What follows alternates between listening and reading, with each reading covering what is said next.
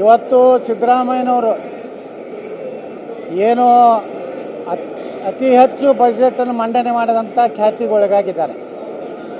ಆದರೆ ದುರ್ದೈವನಂದರೆ ಈ ಬಜೆಟ್ ಕೇವಲ ಜಮೀರ್ ಅಹ್ಮದ್ ಖಾನು ಮುಸ್ಲಿಮರ ಬಜೆಟ್ ಆಗಿ ಇದೇನು ಪಾಕಿಸ್ತಾನದ ಬಜೆಟೋ ಅಥವಾ ಕರ್ನಾಟಕ ಬಜೆಟ್ ಅಂತೇಳಿ ಒಂದು ಕ್ವಶನ್ ಮಾರ್ಕ್ ಇದೆ. ನೋಡಿ, ದಲಿತರಿಗೆ ಹಿಂದುಳಿದ ವರ್ಗದವರಿಗೆ ಸಹ ಯಾವುದೂ ಯೋಜನೆಗಳಿಲ್ಲ.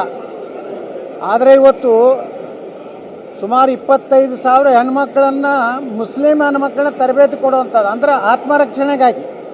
ಅಂದರೆ ಕರ್ನಾಟಕದಲ್ಲಿ ಅವ್ರನ್ನ ಆತ್ಮರಕ್ಷಣೆ ಶಿಕ್ಷಣ ಕೊಟ್ಟು ಕೋಮು ಗಲಭೆ ಎಬ್ಬಿಸುವಂಥ ಒಂದು ವ್ಯವಸ್ಥೆಯನ್ನು ಸಿದ್ದರಾಮಯ್ಯನವರು ಮಾಡಿದ್ದಾರೆ. ಇಡೀ ಕರ್ನಾಟಕದಲ್ಲಿ ಅತಿ ಹೆಚ್ಚು ಪ್ರದೇಶ ನೀರಾವರಿ ಆಗುವಂಥ ಕೃಷ್ಣಾ ಕಣಿವೆಗೆ ಎಷ್ಟು ಹಣ ಇಟ್ಟಿನ್ನೋಂಥದ್ದು ಒಂದೂ ಸಹ ಅದರಲ್ಲಿ ಉಲ್ಲೇಖಿಲ್ಲ. ನೀರಾವರಿ ಯೋಜನೆಗಳ ಬಗ್ಗೆ ಎಲ್ಲಿಯೂ ಸಹ ಪ್ರಸ್ತಾಪ ಮಾಡಿಲ್ಲ. ಕೇವಲ ಗ್ಯಾರಂಟಿಗಳ ಸಲುವಾಗಿ ಈ ವರ್ಷ 2025-26 1,16,000 ಕೋಟಿ ರೂಪಾಯಿ ಸಾಲವನ್ನು ಎತ್ತುವಂಥದ್ದು ಅವರು ಬಜೆಟ್ನಲ್ಲಿ ಹೇಳ್ಕೊಂಡಿದ್ದಾರೆ. ಅಂದರೆ ಇದು ಪೂರ್ತಿ ಸಾಲ ಮಾಡಿ ಅಲ್ಪಸಂಖ್ಯಾತರ ಹೆಸರಿನಿಂದ ಇಡೀ ಬಜೆಟು ಓದಿಬಿಟ್ರೆ ಒಂದು 7-8 ಪ್ಯಾರಾ ಬರೀ ಪೂರ್ತಿ ಬಹುಶಃ ಎಲ್ಲ SC ST ಹಿಂದುಳಿದ ವರ್ಗ ಇವಕ್ಕೆ ಯಾಕೂ ಕೊಳ್ಳಾದಷ್ಟು ಬಜೆಟ್ನಲ್ಲಿ ಒತ್ತು ಪ್ರಾವಧಾನ ಮಾಡಿದ್ದಾರೆ.